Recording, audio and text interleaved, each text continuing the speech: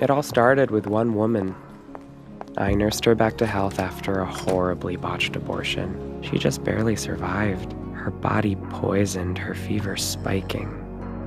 Before leaving my care, she asked how to prevent more unintended pregnancies, and the doctor, male of course, told her, "Oh, you can avoid your husband. Oh, matter of fact, you could have him sleep on the roof."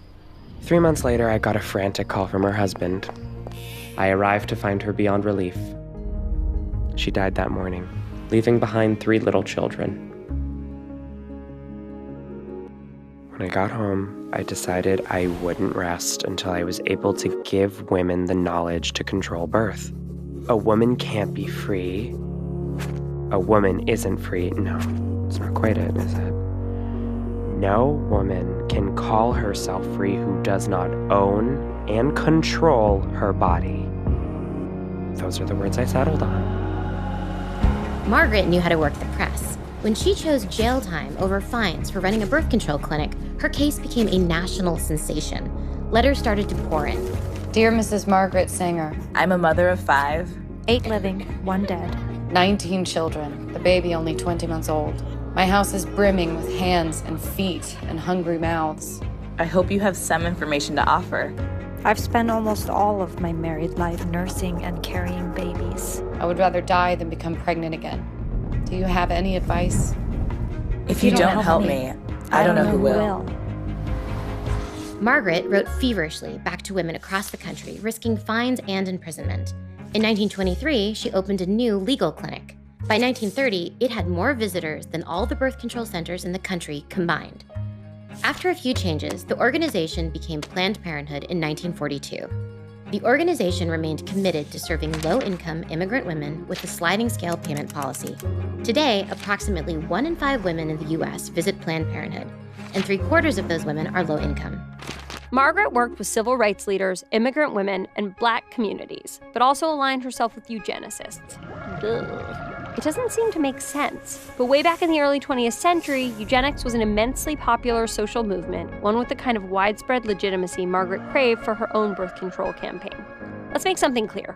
Racism and ableism do not have a place at Planned Parenthood, and sure as hell don't represent the organization's commitment to equality. While there's no question that Margaret left behind a conflicting legacy, it's also true that she was a champion of progress. For example, early forms of birth control really didn't do the trick. And Margaret wanted something as easy to take as an aspirin. So, in the early 50s, she worked to secure funding for research that led to the development of the hormonal birth control pill. No big deal. It's only been called the most important scientific advance of the 20th century. But if women don't have access, then these kinds of innovations don't mean crap. So when Connecticut Planned Parenthood director Estelle Griswold said, "Let's do something really illegal," she meant challenging state law that prevented doctors from prescribing birth control. Now, I don't think we can fit you boys for a diaphragm, but if you're looking for evidence that we're distributing birth control, you'll need this and this. These two. Don't forget these boys.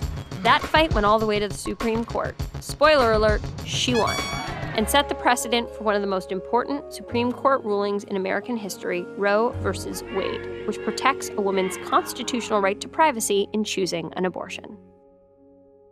A few years after Roe, Planned Parenthood and other allies lobbied against the Hyde Amendment, which would prevent poor women from using federally funded health insurance for abortions. Hyde passed.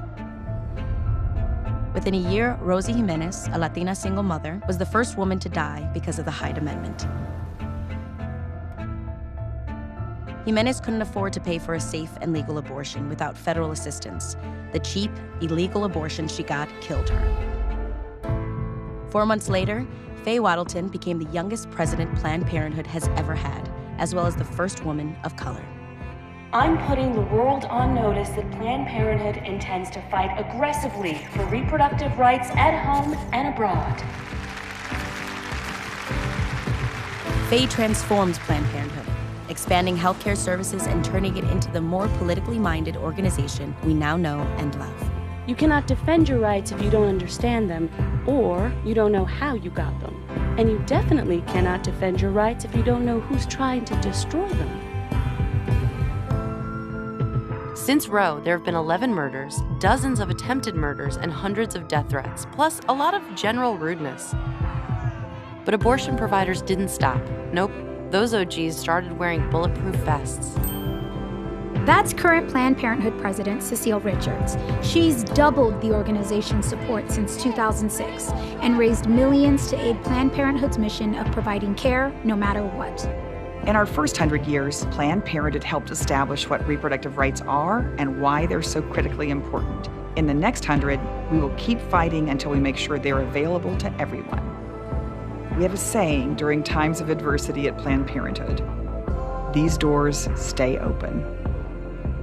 Millions of supporters nationwide are standing with Planned Parenthood. Join us.